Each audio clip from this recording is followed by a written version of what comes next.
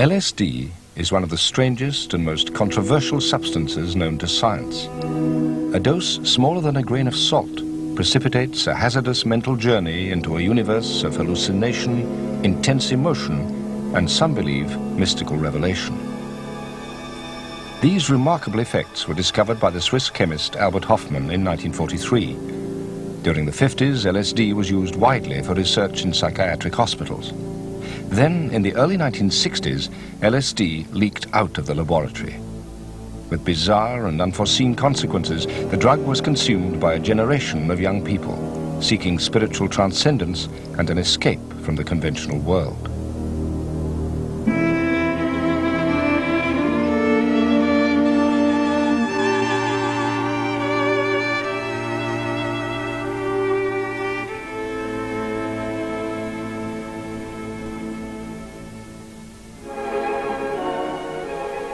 Introducing the American way of life on the threshold of the golden 60s. Color, style, comfort, utility, and convenience. Recreation, fun. These are the ultimate desires of today, tomorrow, and the years ahead of us. Post-war economic growth and material prosperity in the West do not satisfy the desires of everybody. And stimulating. Many young people, lacking secure belief but living secure lives, felt a spiritual dimension was lacking. For them, this bus came to symbolize psychedelic liberation. LSD was the ticket to ride. I believe with the advent of acid, we discovered a new way to think. And it had to do with piecing together new thoughts in your mind that produced people like Bob Dylan and John Lennon and William S. Burroughs, that were using new images together in a way that jarred the mind and produced images that were latent in our consciousness, but were not being brought about by reading Vanity Fair or Woman's Home Companion. Author and grand prankster Ken Kesey was a leading voice in the 60s chorus extolling the virtues of LSD. With money from his first novel, One Flew Over the Cuckoo's Nest, Kesey and his friends bought a second-hand school bus, painted it bright colors, and loaded with LSD.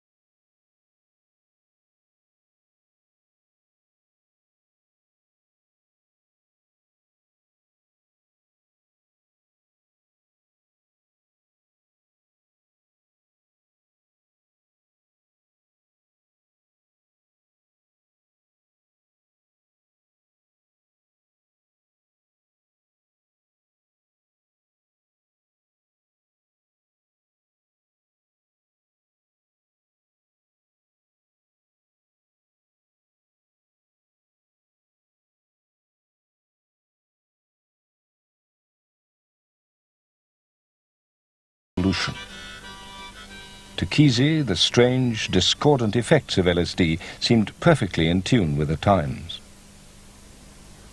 I think that something happened in the early 60s that LSD was related to, music was related to, there was new movement in cinema and in stage, and maybe that once a century something goes off like a century flower.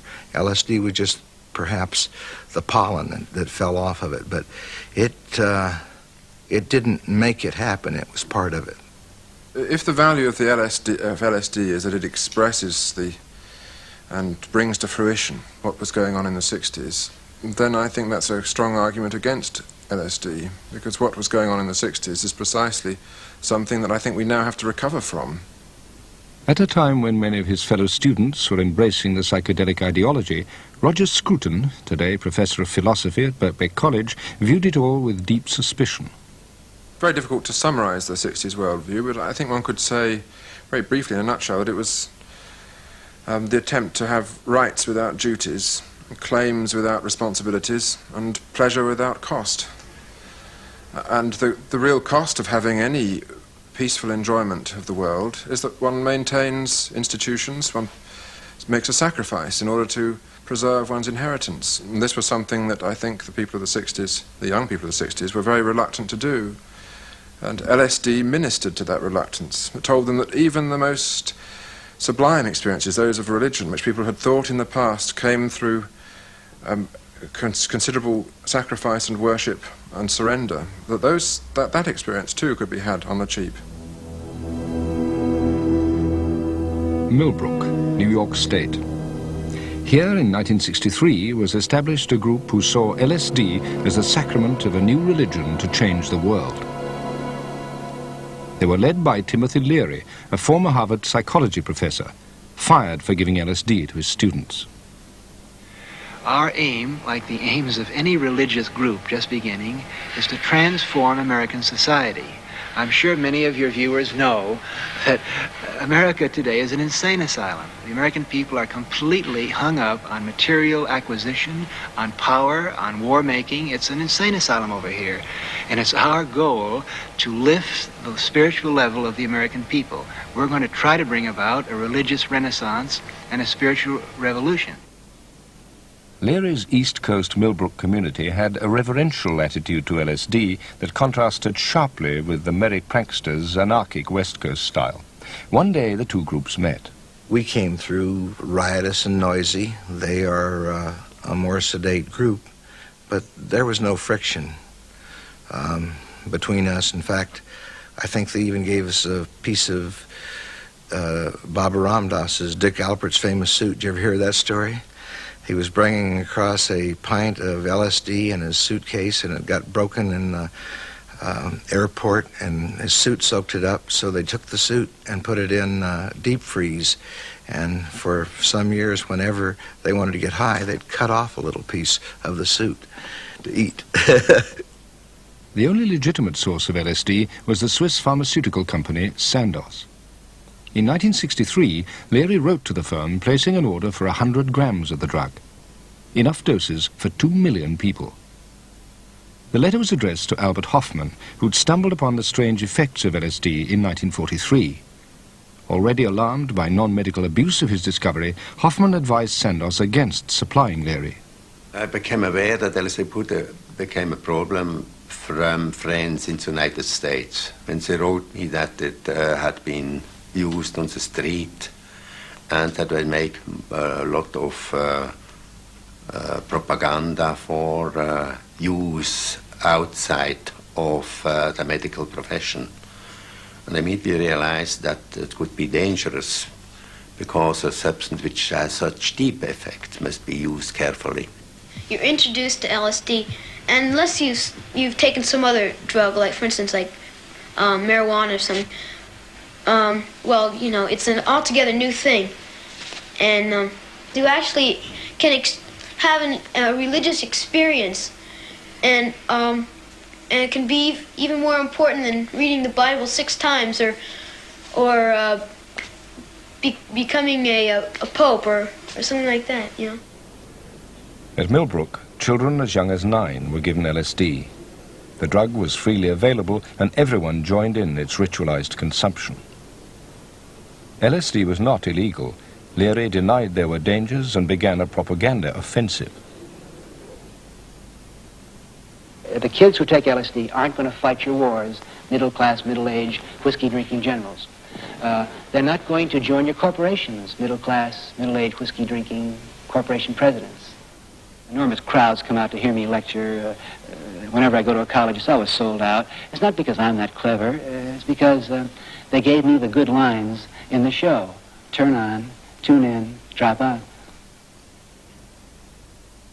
Such an uncompromisingly antisocial attitude was not always characteristic of those interested in the spiritual potential of LSD. In the early 60s, a group of psychologists and theologians in Boston conducted a remarkable and serious-minded investigation into the religious implications of psychedelic drugs. Hidden in the library of the Harvard Divinity School and kept for 2 decades under lock and key is a doctoral thesis describing a research project unthinkable today.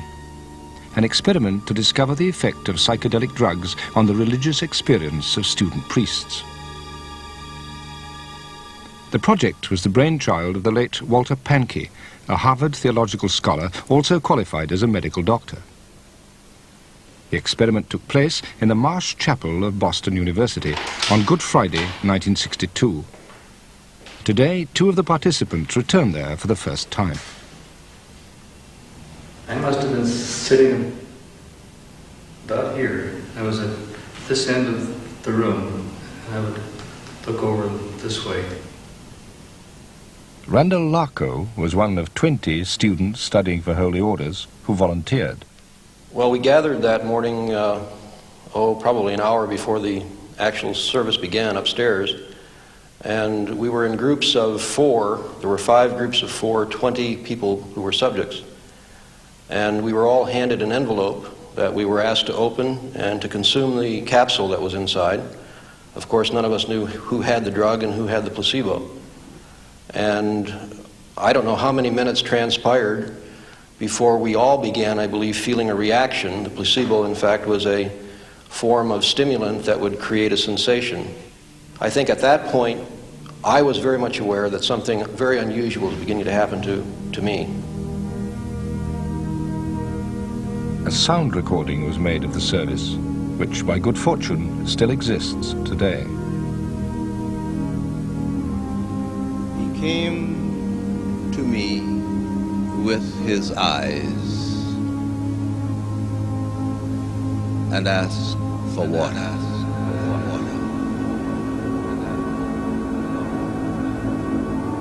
But his eyes were ancient, as deep as well shafts. They unroofed my brain with their profound gaze.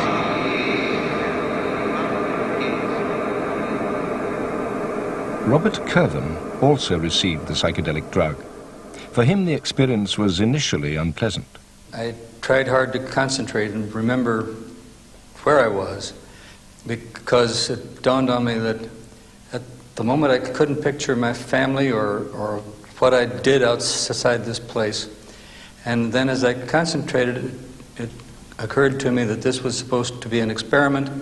I remember that it was to be an experiment in mind expansion. And then I kind of went back and thought, okay, let's see what expands. And he said, go about the world. Tell everyone that you meet man across. Man on the cross. Tell everybody. Tell everybody. There was a poem, which I can't recall in detail, but it had to do with hearing a cry and finding a man on the cross and not being able to help him down, but receiving instructions to go into all the world and tell everyone you meet there's a man on the cross. And I felt that I had to get out of there and go find somebody and tell them there's a man on the cross. But that there were people in the pew, and I felt I couldn't get out. And that's when I felt a failure, as though I wasn't doing what I had to do. To determine if the volunteers' experiences were spiritually valid, Walter Pahnke submitted their written accounts to a panel of theologians. The experts scored the reports for authenticity, and after careful statistical analysis, Pahnke concluded that the drug had induced mystical states indistinguishable from traditional religious visions. Many of the participants themselves agreed, but could they be certain their experiences were genuine? I don't know if I can be sure, other than to know that it's something that happened to me. And I realize that's a very subjective appraisal of that, but I don't know what else I can go with. I know that it was deeply meaningful and moving to my life. Impressive as psychedelic drugs may seem to the individual, there are, nonetheless, many reasons for questioning the experience.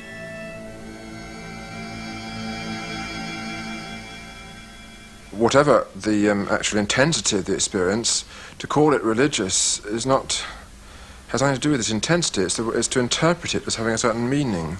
Now, when you administer to yourself a drug which you know is affecting you by producing a chemical transformation in the brain, and you're deliberately engineering that, it's very difficult sincerely to interpret this as a visitation of the divine spirit or as a revelation of a transcendental world. It simply is an act of self-deception to put that kind of religious interpretation on it, I'd have thought.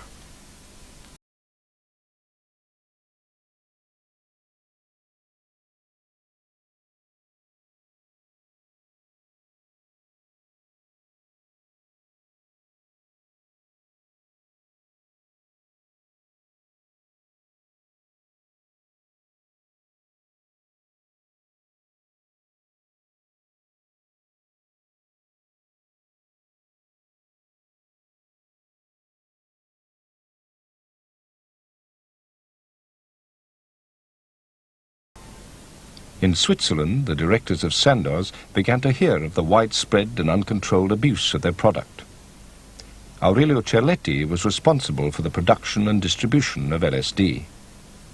Like a kind of an explosion, LSD suddenly was on the street and was manufactured by a lot of people, because immediately when it had a high market value, I remember my first experience in New York, in Greenwich Village, where I was handed over a so-called cube, a sugar cube with a few drops of an LSD solution on it. It was handled for $5–6 a piece, later perhaps for $10. Well, that was a value, that 1 gram of LSD suddenly had a value of a few $100,000 of dollars. And this element, which changed dramatically the whole situation, was for the firm the moment to say, now we have to stop it. Sandoz withdrew their LSD from sale, but it was already too late. Black market supplies of the drug were everywhere, including Britain. If you haven't heard of LSD, you will. It's a safe bet that this drug will make headlines in this country, as it has for some years in America. How do you mean? Well, you've had a drug. Has it done anything to you yet? Oh, yes. Yes, it's affecting me. In what ways? Colours have become quite a lot brighter. Also, I'm getting slight paisley effects in the sky. What do you mean by that? Well, all the bits of oxygen are sort of forming paisley patterns. The young of the educated middle classes particularly were attracted by the instant liberation LSD seemed to offer. Among them, Rosie Boycott, co-founder of the feminist magazine Spare Rib. Incredible looking back to think how people just took it like candy. And in fact, were told it was candy. It had names that were like candy, you know, sunshine and yellow, orange, and everything that sounded like children's sweets.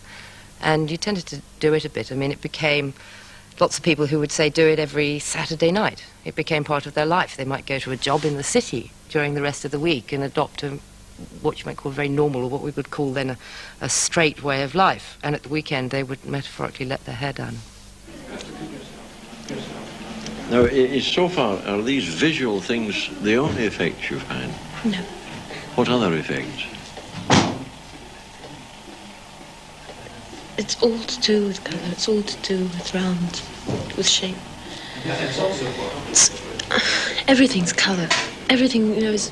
Oh, it must be to do with orange. Not only with orange, but, oh. I haven't seen colour. I've lived in a monochromatic world. I can't use colour.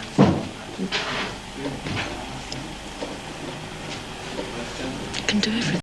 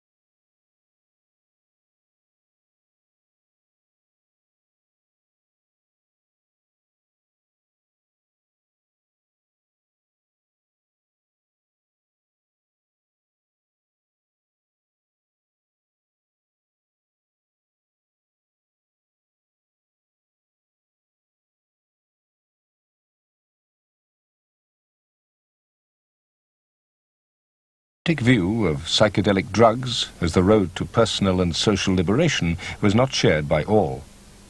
Politically inclined members of the counterculture soon discovered contradictions. Certainly in my case, the whole idea of having anything to do with the drug culture ran up against a very big brick wall was when I started to get involved in feminism. And as I say, it didn't work at all. The LSD was for the thinkers and it wasn't for the doers. And there was a real unreality in the drug culture, which was largely made up by the fact that it was actually jolly easy to get by with very little money, that you could be sort of hovering on the edge of quite a twilight world, in that you weren't up against any sort of bridge of commerce, earning money, definitely never paying taxes or bothering about any things like that, which were the real world. That was the real straight world which you wanted to overthrow. And yet, of course, you were living on it. And that was the ultimate irony, that it was that world and that huge consumer boom that we were all experiencing in America and in England that was supporting that dream. So you lived in a place where you thought, I'm really changing the world, but in fact you were escaping the world. LSD is far worse even than heroin, I think, because of its action on certain people again. And now we've had experience where people who have taken LSD have gone in through plate glass windows. We have people who are inside with LSD coming out through plate glass windows. So I don't know what direction these people are moving in. By 1967, a strong public reaction against LSD had set in. The media and the government were busy pointing out the dangers. Any stress in this rising phase will trip this man into a bad trip. He will have the same effect as the man who is given the material and doesn't know he's getting it. He will be terrified. He's not seeing pretty visions, he's seeing monsters. He's losing his mind and he feels it going. He is intensely, extremely, terribly uncomfortable. If he is alone, if it's possible for him, there's only one escape from this discomfort. That's suicide. This man will kill himself. Exaggeration was commonplace as public debate about the dangers and value of LSD intensified. Scores of books and hundreds of scientific articles appeared, and for a while psychedelic drugs became a cause célèbre. At the center of the storm was the distinguished psychiatrist Sidney Cohen, one of the US government's chief advisors on psychedelic drugs. Well, LSD can do many adverse things. They are done almost never under controlled and supervised conditions. They happen when people take it casually and randomly. And when this happens, this is news. And news is what has given LSD its current reputation. Particular concern was caused by a widely publicized, though subsequently discredited report that LSD might damage chromosomes. Lurid parallels were drawn with thalidomide. Other dangers, however, were real enough.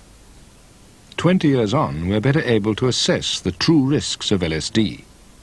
The coordinator of the government-funded Standing Committee on Drug Abuse is David Turner. There's no doubt that there are exaggerations about LSD, but there are very real risks, which are increased when you've got illicit manufacture. The risks are around people having bad trips, that they experience very unpleasant and very intense feelings, that they have accidents because they believe they can do things which they really can't do. There have been cases of people trying to fly out of windows. There have been instances of people thinking they could cross the road or cross a railway track because they didn't believe that what was coming towards them was a car or a train. And it's in those circumstances that people risk damaging themselves and damaging other people. There are also risks for some people because use of LSD can actually precipitate a mental breakdown which otherwise would not have occurred. And finally, when you take LSD, it is a drug more than any other I know which is dependent upon your own expectations of it and the setting that you're in when you take it. By 1968, 1 million young Americans were estimated to have tried LSD. Many found its mental effects overwhelming. The bad trip, an unpredictable, unpleasant reaction to LSD, is a horrifying vortex of panic and fear that can cause long-term psychological damage. 1 in 4 who tried LSD without supervision encountered its darker side. Roland Muldoon, an actor, was one of them. Attracted by descriptions of visual distortion and mystical revelation, he took a large dose of LSD with a friend. Initially, the experience was as advertised. It was a beautiful day, one of those rare days in Britain, and we happened to be in Lyme Regis, of all places, which, if anybody knows, is full of ammonites and ancient fossils. And they became alive, which they hadn't been for millions of years. And you could look at any perspective of anything. You could look close up, or you could look wide, angled, and sure enough, you would see something different that you hadn't seen before. A new green, a new blue, a new sunlight, a new shape. It was all there and all possible. But then, things went wrong. A normally manageable event assumed terrifying proportions under the influence of the drug. We went back to our campsite, and we were greeted by this irate woman whose farm it was, who we'd somehow camped wrongly in her field and had turned other customers away, and she called me over and she started to shout at me and dress me down. I tried to be apologetic, perhaps I'd been even silly with her, but she hated me. Her eyes pierced through me. She thought I was a slob. She thought possibly that I was the real worst type of punk, as they were later called, that could ever come down from London and camp in her field. She hated me, and it really affected me badly. And I went back to where our camp was, and we had tried to cook some bacon on our completely used up Calagas. And there, to my horror, were 10 or 12 slices of dead pig. I'd never seen it like this before, but there it was, sliced up, dead, lethargic pig. And I was totally horrified and shocked and numbed.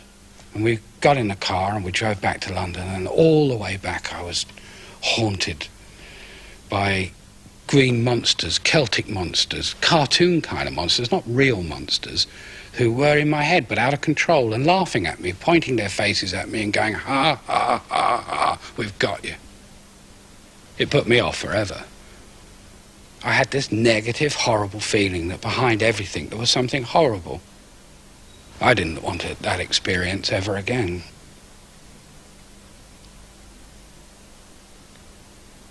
As the 60s wore on, more and more reports of people damaged by LSD reached Albert Hofmann in Switzerland. The substance that he once hoped might unlock the secrets of the mind had become a monster. I did not feel me guilty because it is not LSD which is bad. It is just this use, this misuse and the wrong use which is bad and which caused all these problems. And therefore, many people told me, are you not feeling guilty about the whole story which you have created here? And I said, no, it's really not. And it is must, in the right way, used in the proper way. LSD is not a dangerous compound. It is very, very dangerous if used uncautiously and without respecting his very, very deep influence on the psyche, even on consciousness. But LSD was being used incautiously by very many people. Legislation became inevitable. This year I will propose a Drug Control Act to provide stricter penalties for those who traffic in LSD and other dangerous drugs with our people. In 1968, President Johnson took stern measures. The time has come to stop the sale of slavery to the young. Laws were passed in America and around the world, banning LSD and declaring it to have no medical value. There's 27,000 people a year killed here in alcohol-related deaths. You don't see any big thing about alcohol being evil. There's how many people smoking and dying of it? How many of all of these, and yet nobody's been killed? Why is it that people think it's so evil? What is it about it that scares people so deeply? Even the guy that invented it, what is it?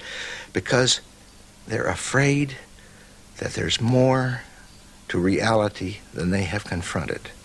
that there are doors that they're afraid to go in, and they don't want us to go in there either, because if we go in, we might learn something that they don't know. And that makes us a little out of their control. Did the establishment proscribe LSD because it revealed to the young a truth better concealed?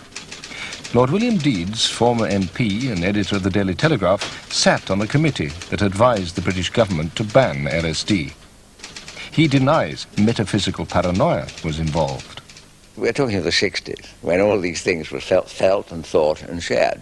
And exactly the same arguments were advanced on the subject of cannabis, that in a sense it was part of an attack on youth culture, that middle-aged people drank and smoked, and young people were forbidden to use LSD and other. So the difference, of course, is the dangers to society that those subjects respectively pose. And in our mind then, and in my mind now, LSD posed an element of risk which exceeded any other of the indulgences which civilizations were taking on board. There was no attack on young people. There was no political motive. It was founded on medical advice.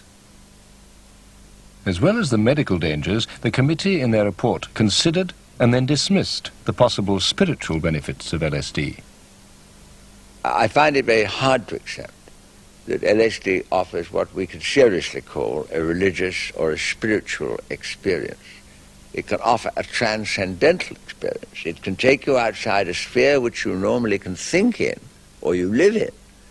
But to relate that directly to religious belief, to religious revelation, if you like, should be taken with a pinch of salt. Few deny the reality of the psychedelic vision, but many doubt its worth. Is there anything of value to be found in the hallucinatory, irrational realm of LSD intoxication?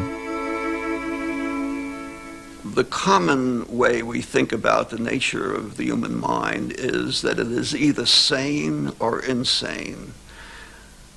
LSD hints to us that there is an area of the mind which could be called unsane, beyond sanity, and yet not insane. Think of a circle with a fine split in it. At one end is insanity. You go around the circle to sanity, and on the other end of the circle, close to insanity, but not insanity, is unsanity.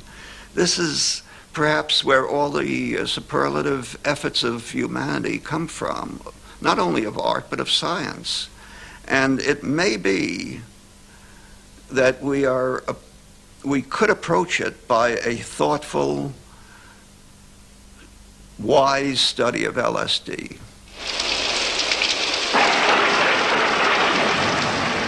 Today, the suggestion that there may be a good side to LSD could hardly be less fashionable.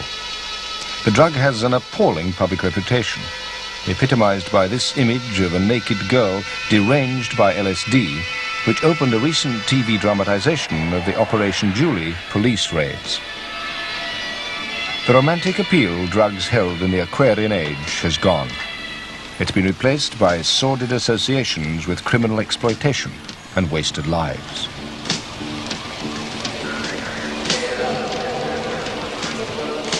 Some blame LSD for glamorizing drug taking, paving the way for today's more deadly addictions. Heroin? I don't know what all this fuss is about. I could handle it. Okay, so I do heroin a bit now. But I can control it. I could stop. If I wanted to. There's no way I'm going to become an addict. I just do heroin. It's no problem.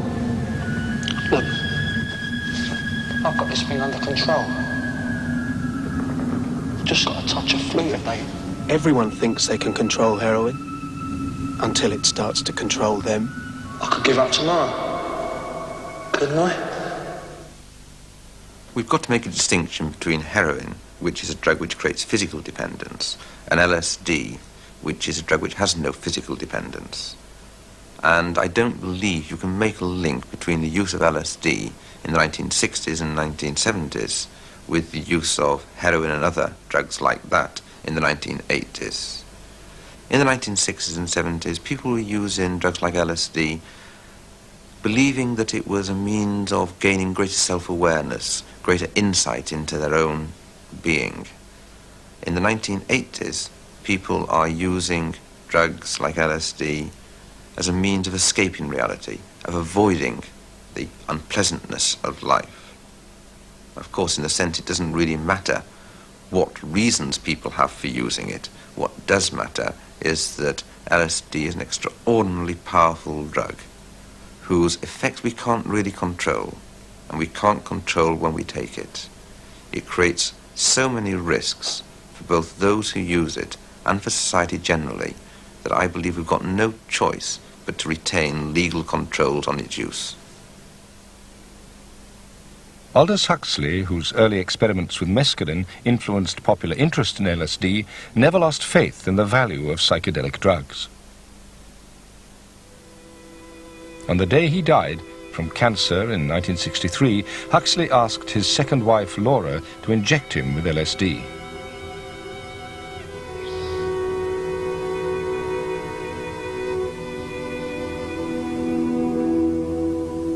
It was the same day that President Kennedy was assassinated. And we were right here in this room. It was then his room, and he was getting very weak. And he said to me, "Give me a big, big piece of paper."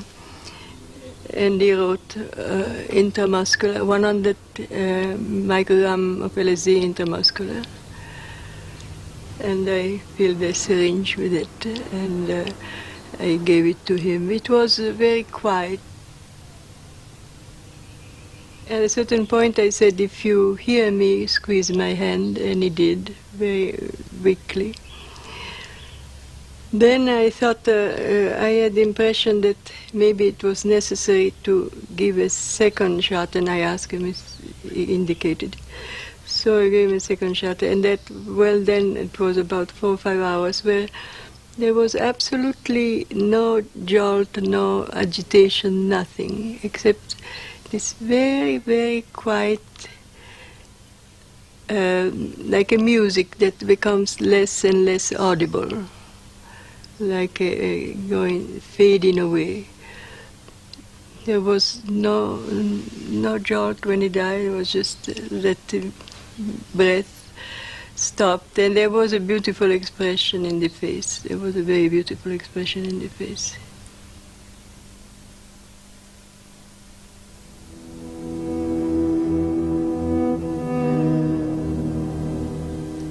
When Huxley died in 1963, LSD was already beginning its descent into notoriety, and the advocates of Albert Hofmann's discovery were claiming for it the status of a religious sacrament.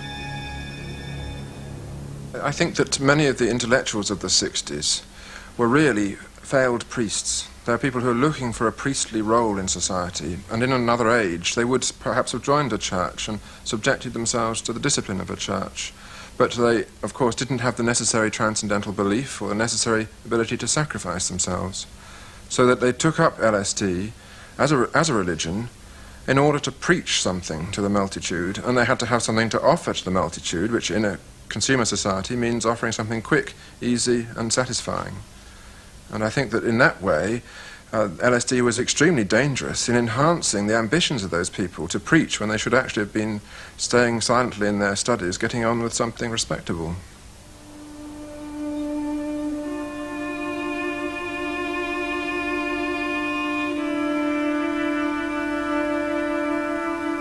The most important what I gained from my LSD experience was the insight that which commonly is believed to be the reality is not something fixed, but rather ambiguous. I experienced another reality under LSD, and before I had always thought there is only one reality, a true reality, but then I realized there are other dimensions of reality.